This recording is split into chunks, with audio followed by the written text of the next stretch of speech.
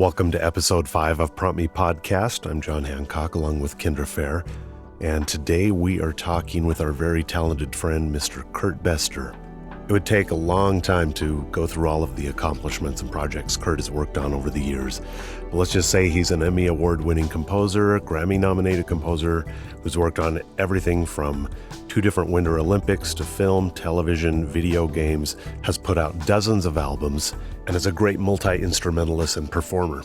And this year will mark the 33rd year of his very popular holiday Christmas concert series, A Kurt Bestor Christmas.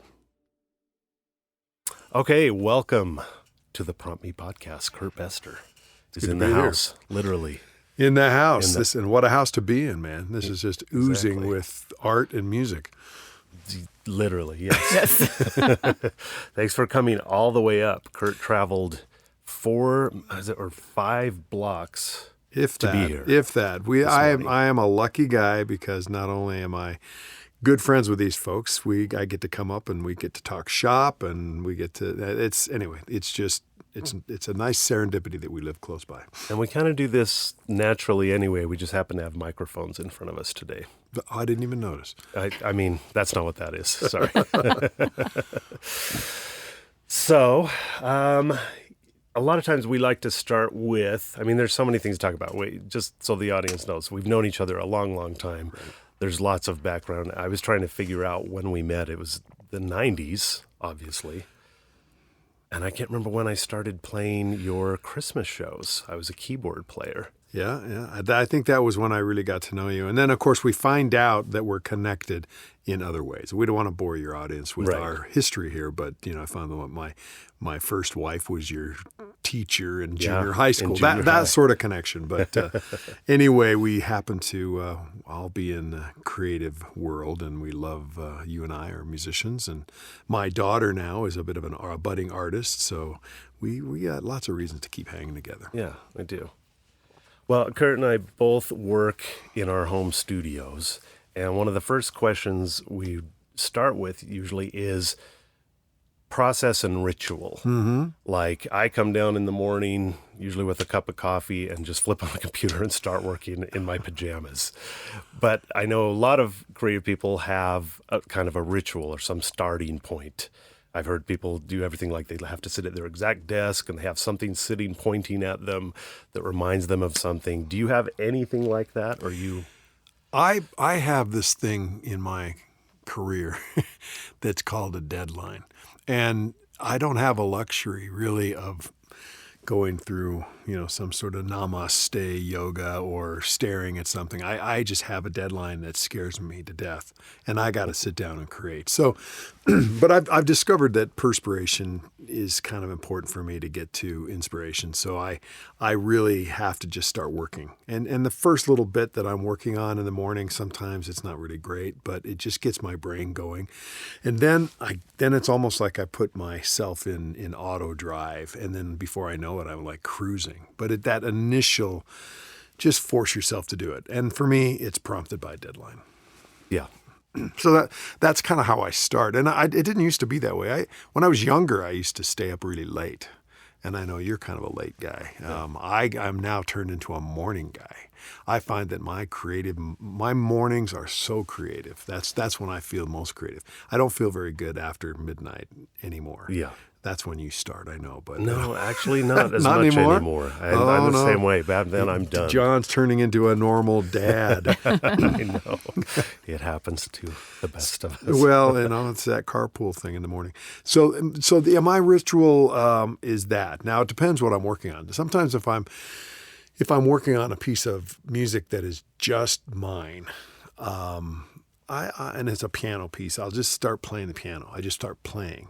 And in the course of playing, my mind kind of opens up and I just kind of play. I just play anything. I don't really care what it is.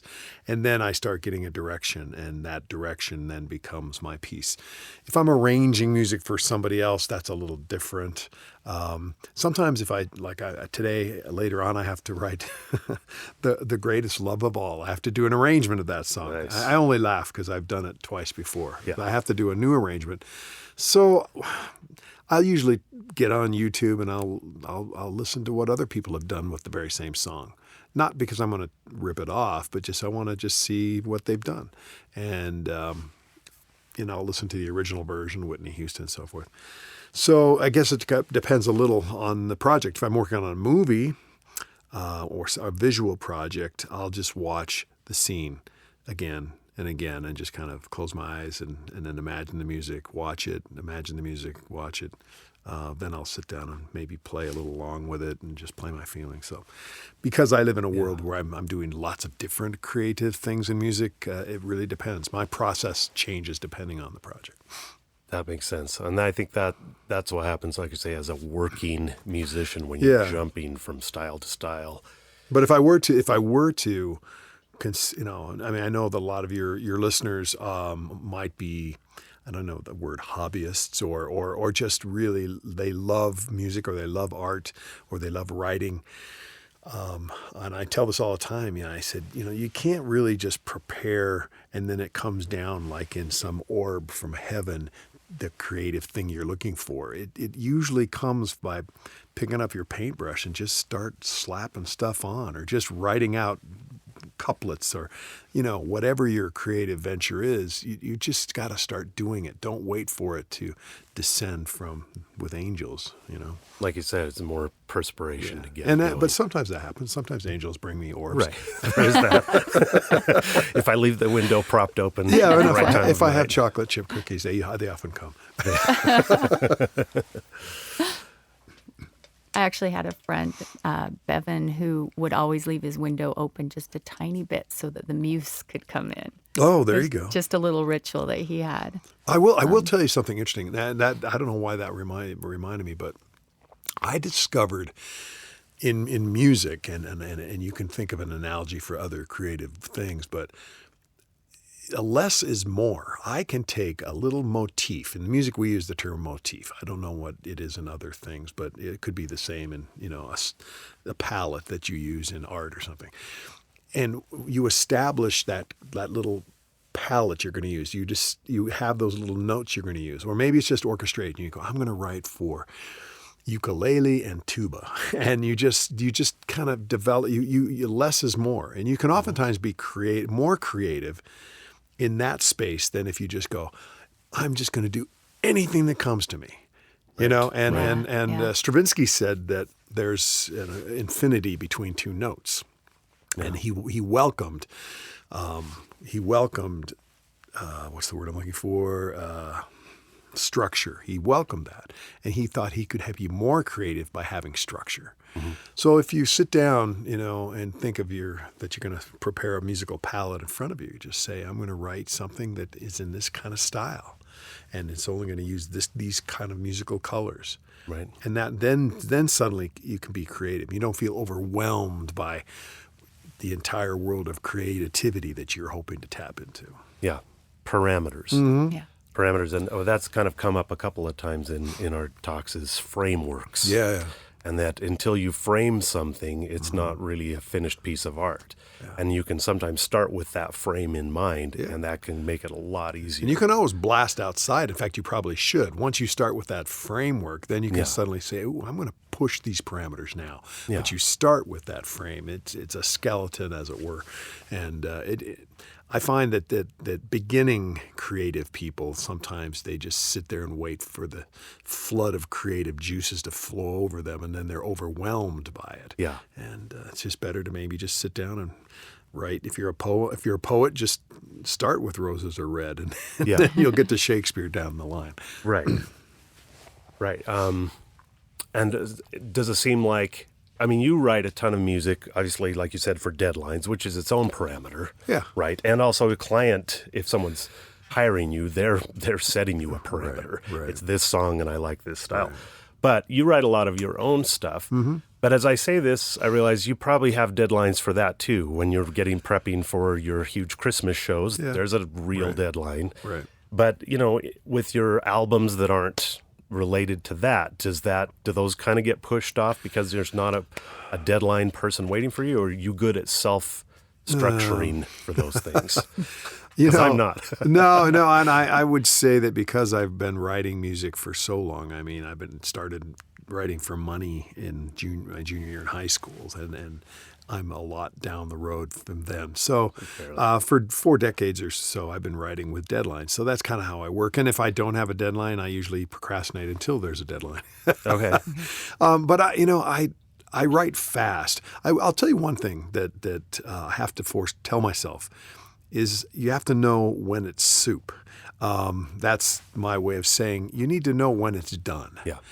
Some people take one creative thing and they just work it and work it and work it and work it until it's not even art anymore. It's a product of frustration. Mm-hmm. There's a movie out, and I can't remember the name of it. Is it Waiting for Hockney?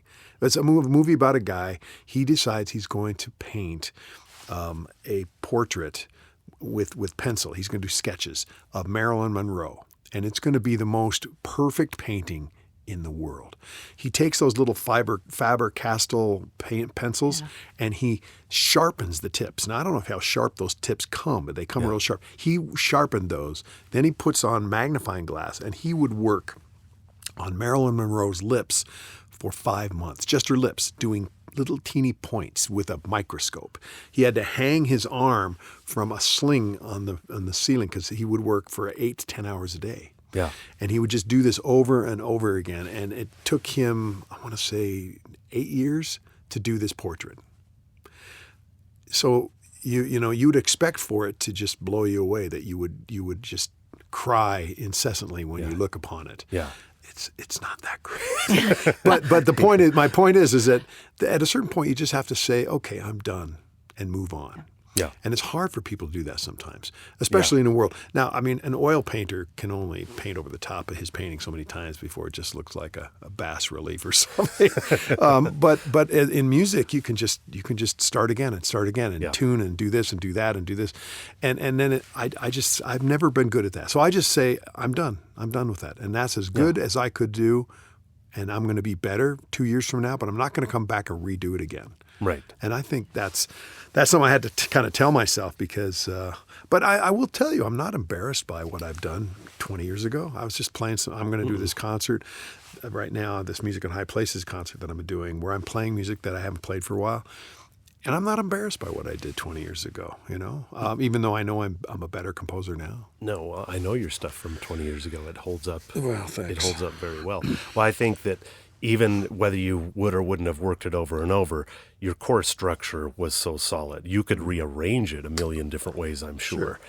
But it's well done. I've had songwriters come in, especially if they're new, and like you're talking about, they don't know when to stop with it, and it's so precious to them. And that's the other thing I've tried to get over is the preciousness. For like, this gem I've created will go into the world, and it's like you're going to do your best with where you are, but a piece of art just, to me, should represent where you are on this path, and you're going to do a million more. I'd be curious if in Kendra's world, like, when do you know when you can sign your name and walk away from it? Well, it's funny because this topic has come up before in the few podcasts that we've done, and it's interesting because that idea of being done, and as I said, when we had another person here, I had a professor, I believe it was George Dibble up at the University of Utah, and he said it takes 2 people to paint a painting, one to paint it and one to tell you to stop. And it's so to become that person that can tell yourself to stop is really, I think, one of the biggest challenges. Because people, and as teaching art too, people will overpaint, and you keep trying to get something, and you have parts on there that you really, really like and you become attached to. And as John said, they become so precious. But then sometimes you have to, let those go to make the rest of it work. So I feel like this is a really big topic with artists and the creative process as to when are you done. Some people don't like their art, so they don't like to hear their voice. They're embarrassed to show people their art, which I think is pretty damning for an artist. But you have to have a little bit of confidence to say, I'm pretty good at what I do. You know, Yeah. you don't say it out loud, but you say, I'm good at this. This is worth me doing again, and people like it and they respond. And it's okay to feel that way. You don't have to be so humble and Gandhi-esque that I mean, I think you have to have some confidence. So Yeah. confidence makes you know when it's done as well. Yes. You say, you know what? This is pretty damn good. I'm going to sell it. Yeah. And but I think what I like what Mr. Dibble said was it takes more than one person. Now that's an interesting thing when you create is can you create just for yourself, or do you need other people? I almost think that art is impossible unless there's at least a troika. For me, as a troika, I write the music. Somebody, if it's not me, somebody else plays it, and then there's somebody to listen to it Right. at the other end. If you're a writer, it's different. You write, somebody reads. That maybe that's two, and same thing with art. But it doesn't work really if it's just you. Right. So having somebody respond to it is good. And it's always good to have people that you trust who don't just go, "Oh, that's just great. You're so amazing." I mean, I appreciate that, and every once in a while I need that. I need someone to just slather love it. praise. But what I really like is when someone can say to me, that I love that, Kurt, but that, that's you kind of phoned that one in. I appreciate when people give me good critique, and don't be afraid of that. It's not right or wrong. It's just their impression, but if you trust them, so it's good to find somebody in your world that you can bounce things off of. My mom is someone who I've always done that with ever since I was a little kid. My mom was the person that I could always call and say, "Hey, Mom, listen to this."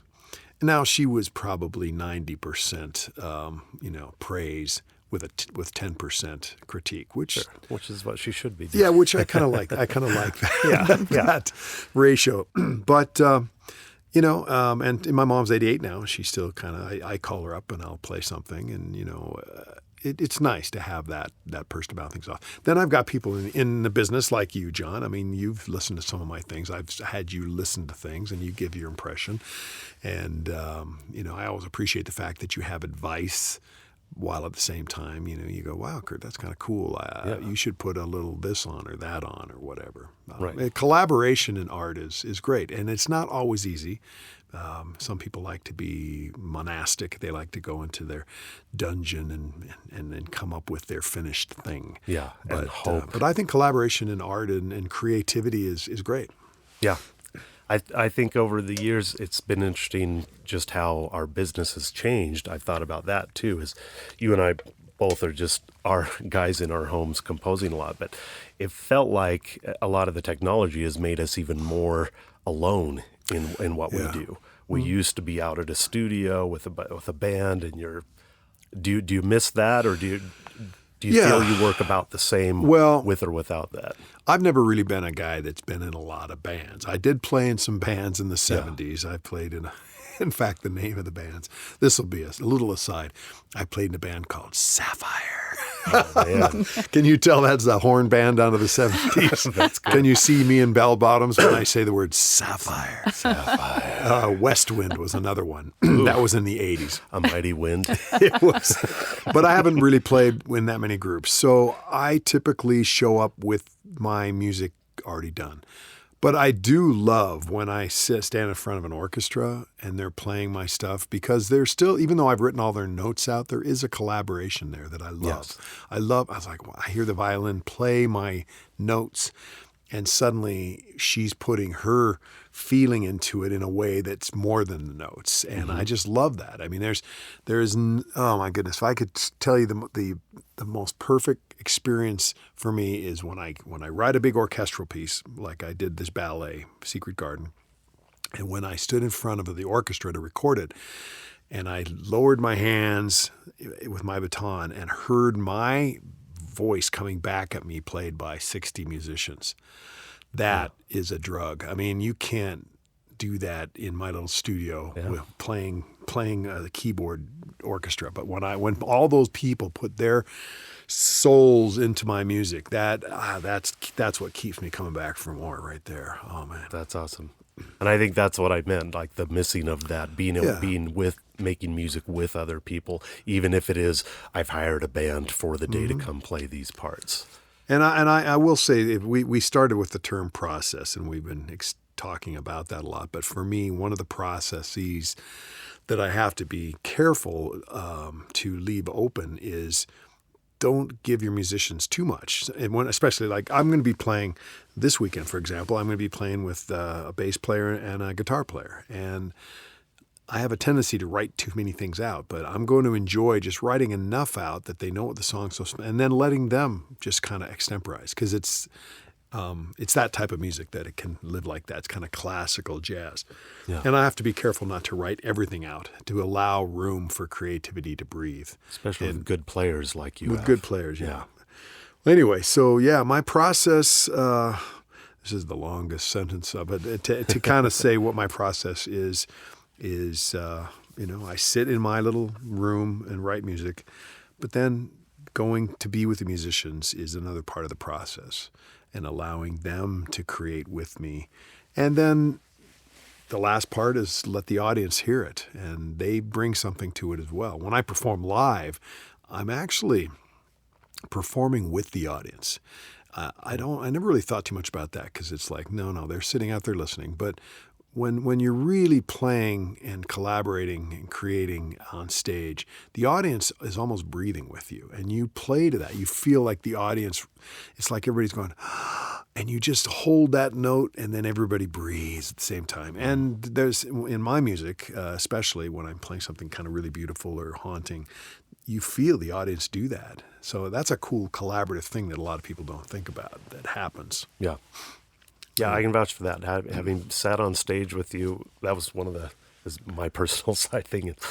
Being on stage with you and being surrounded by an orchestra and band, that was the first time I had done those things. And it was just amazing, because there were some songs I didn't play on. And so to just sit there and feel it and watch the audience and feel that back and forth, that was pretty magic. One thing I wanted to ask you about, because as we were coming up with this idea for this podcast, you came to mind because I remember you telling the story about how your mom would tell you, okay, Kurt, sit down and play a sunset or, these things. And that's really kind of what the idea of this podcast is to give people, play a sunset or whatever. But so I want to hear about that. Like, how did that process work with your mom? And was that when you were first starting to play? Right. And does that continue on in anything that you do now? Yeah, well, let me tell you the story, and then you'll see how it works for me, even today. So I was a typical little kid. I didn't like to practice the piano, and I think I was probably about 10 or 11 years old. So I'd been playing piano since I was 7. The first year or so, you're just beat into submission playing as John Schaum piano books. They're boring, and I hated it. But I was too young to talk back. Then as I got a little older, I was like, I want to quit. I want to quit. And all my friends are quitting, and I want to quit. My mom saw that I was frustrated with piano practice, and she came in and said, Kurt, put your music away. I go, yes, I get to quit. No, you're not going to quit. I want you to just play me a sunrise. And I looked at her like, oh yeah. My mom was a pretty creative lady and an English teacher, and she spoke in metaphors and alliteration, all that sort of stuff. So I kind of knew that, and I kind of laughed. But I said, what do you mean, Mom? She said, just, you're always just playing the notes on the page. Just close your eyes and just play me what you think a sunrise sounds like. And so I did, and I'm sure it wasn't Mozart or Beethoven or something like that. I'm sure it was pretty bad, but in my mind, it was great, and it was cool to be able to do what she said. And so I kind of played a little sunrise, and that story has stuck with me. And actually, let me go back. So after I did that, I started doing more of that. I'd sit down at the piano and I'd just kind of play. And when I was done with my piano lesson, I'd just kind of mess around and play. Oh, now I'm going to play like skateboarding music. And now I'm going to play, skiing or whatever. I just play my feelings. It got to the point where I used to take a Time magazine and put it on the piano, and then I just play music that matched kind of what I was reading or whatever. Cool. And it all started because my mom gave me permission to play a sunrise, and that metaphor and that experience has to this day I think, shaped what I do. I was never going to be the world's greatest piano player. I was never going to practice so well that my fingering was perfect and that everything was great, but I can play you a sunrise. And my whole career has been doing that, whether it be, sunrises for movies or for Christmas shows or whatever. That's where I get my joy. And that really was a seminal moment for me in my career, as my mom very instinctively came up with that. So we actually were going to write a book called Play Me a Sunrise. Maybe I still will. I feel motivated to do it. But just the idea that, that was really an ingenious thing she said to me. Yeah, I love that story. I just... Yeah, that's perfect. Yeah, that just captures what creativity should be. Mm-hmm. It shouldn't be having to memorize the notes. There's a part that you do need to do that too, but there's that part where it sparks the creativity.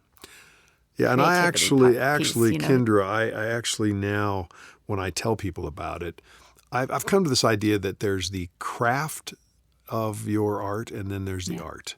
Yeah. Craft is learning your scales. It's learning your orchestration. It's learning the craft. In music now, you got to know how to do it on computer. You've got to know the craft of it so that your art is not held up.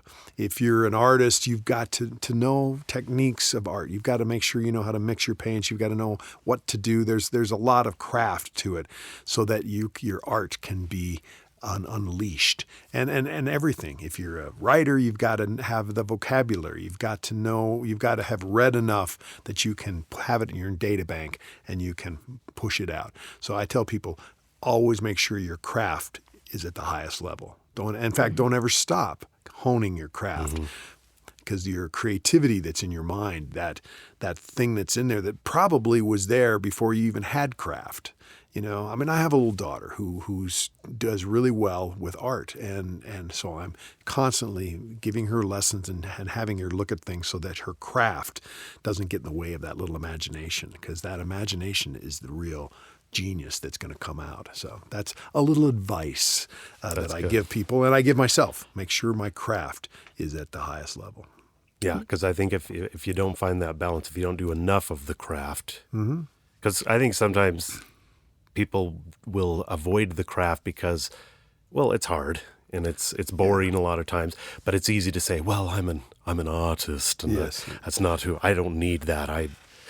But you realize good you're luck just with that. Yeah, your window's smaller and smaller the less craft you have. Hey, Mozart wouldn't have been Mozart if he wasn't a really great piano player or a great clavier player. He was he had incredible craft, and then his genius that was in his brain and his heart and his soul came out through the fingers that knew how to play it. Yep.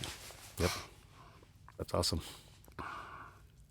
Is it time for the prompt? That's why I keep looking at I'm you. nervous. Is it time? I haven't to heard your release podcast, so I'm not the prompt. I know what I'm jotting down these questions too as you're talking. I have a tendency this is to. like... I have very long answers and questions. So that's great. And that's what we like. But when I finally end the sentence that's been 50 minutes long, people are usually stunned and don't know what to say. Exactly. It's like, so ask away. I have to take a nap now.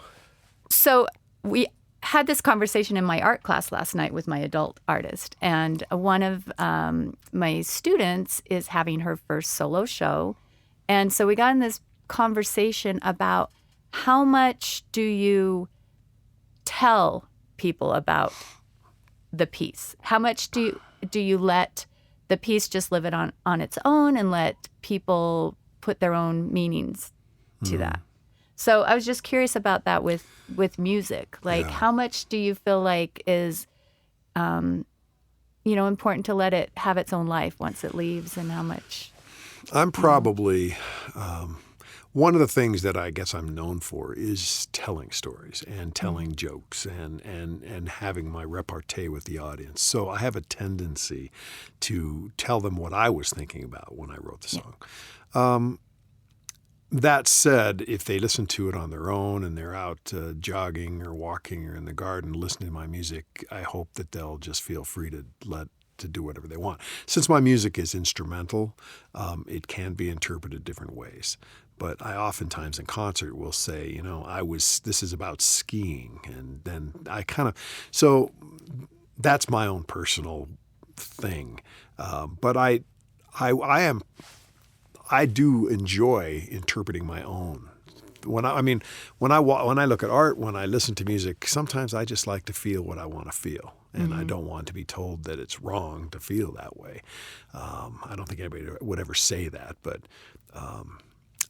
I just enjoy looking at something and letting it take me where it wants to take me, or listening to music and letting me feel the way I want to feel. So that was not really an answer, but I tend to talk a lot about my music. I tend to give descriptions on a CD that says this is a morning in Yellowstone and here's the flowers popping up or something. Yeah. Boy, that wasn't very creative. But anyway, but I'm just saying I will do that. So yeah, and my music is it's not so out there that you don't know what to think. People even my daughter listens to me. She goes, "Oh, Dad, that sounds like a kind of a patriotic. I can hear men marching." And well, sure enough, I was writing something for the 4th of July that was a march. So oftentimes my music will lead you to where I wanted you to take you. But music by its very nature especially without words, cannot tell you exactly what to think. Right. And I like when people think that. Other mediums, maybe art especially, oftentimes I never know what the artist was thinking. And in fact, I have a friend, Eric, who paints these still lifes. And I always tell him, I said, they're not really still. I said, they tell stories to me. And he's always intrigued by that, because sometimes he goes, well, wow, that's kind of exactly what I was thinking. Other times he says, man, I had no idea. But now that I look at what I painted, I can see where you would think that. And he's cool with it. So. Yeah. That's awesome. Yeah. Yeah. It's just an interesting concept. I know I've walked in and seen a painting and I really liked it. And I asked the artist about it and they told me like some big, deep, dark, hidden story. I was like, oh, I don't like that anymore. So it was just an interesting concept that came up. So, absolutely. it's kind of off topic of art else. Art. I mean, we can get into real esoteric discussions about art, but I don't. I think anytime someone creates something, it's worth considering, and that doesn't mean you have to like it, but it's definitely worth considering. There is no right or wrong. For me, there's no right or wrong in art, and there's just effective communication. I have a purpose in my art. I want people to feel something. I really do. I want them to feel that. That is my thing.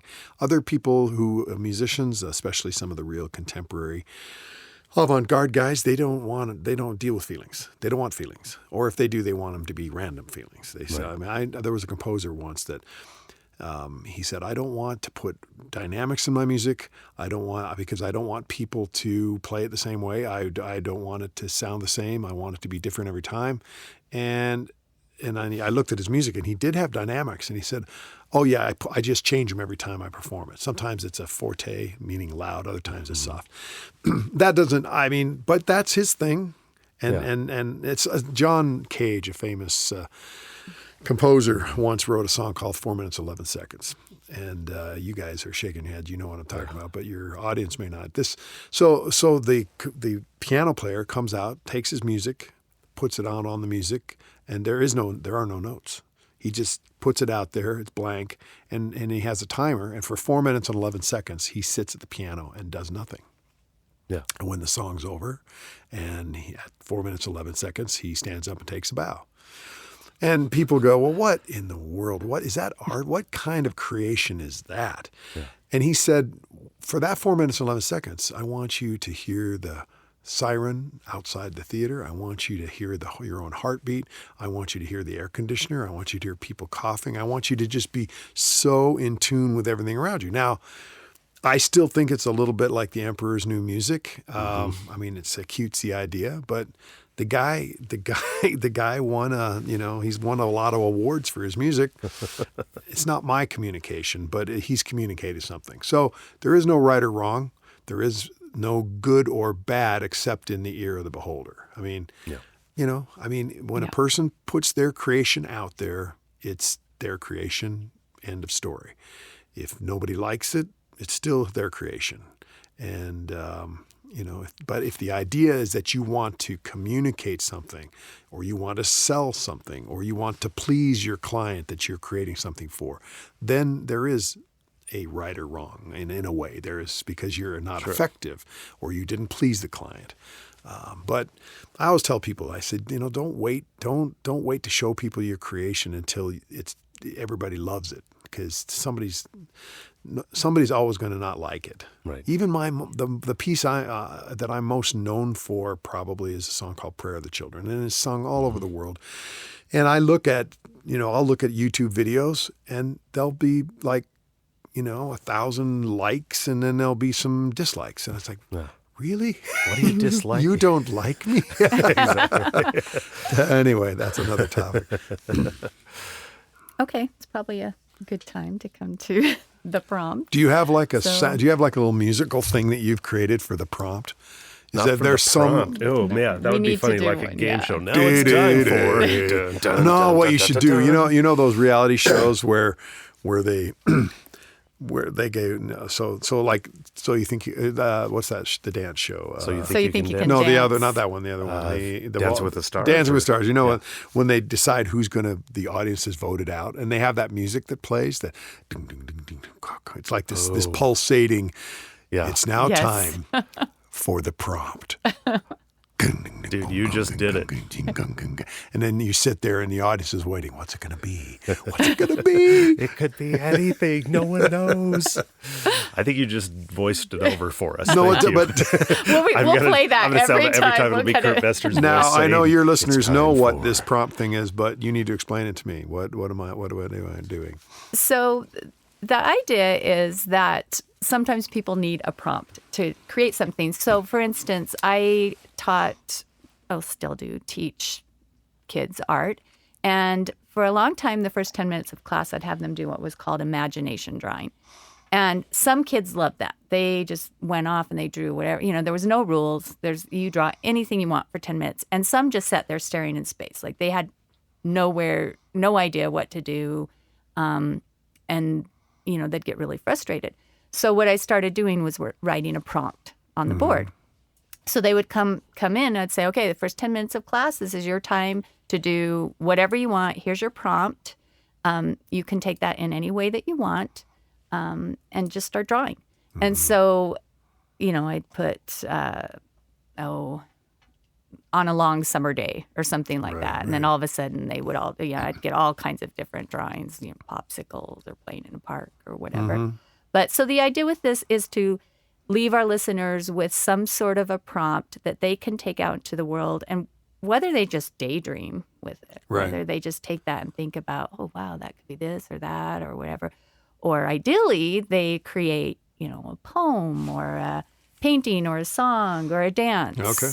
And then post it, #PromptMePodcast, and then we all get to see what it is. And it's basically very similar to Play Me a Sunrise. Yes. That was your prompt. Exactly. What you were saying was literally I don't want to be redundant here, but it's been 45 years since that first prompt. Can I use it again? Of course. Because I think my mom is totally onto something. So Mom, ding, ding, ding, ding. Here's the prompt. Play me a sunrise. Write me a sunrise. Enjoy a sunrise. Whatever. All right. Sunrise. That is perfect. I love it. Thank you. We're honored we get to use that. All right. Yeah. Thanks, Thank Mom. you so much. No, you bet. So thank you very much for coming. And you bet. We'll see you probably in a couple of days at the swimming pool or something. See you down at the local grocery store. At the local grocery store. All right. Everybody go create now. Thank you so much for listening. Our prompt this time is sunrise. We would love to see what you do with that. So please #PromptMePodcast and post what you created. We'd love to see it, hear it, experience it.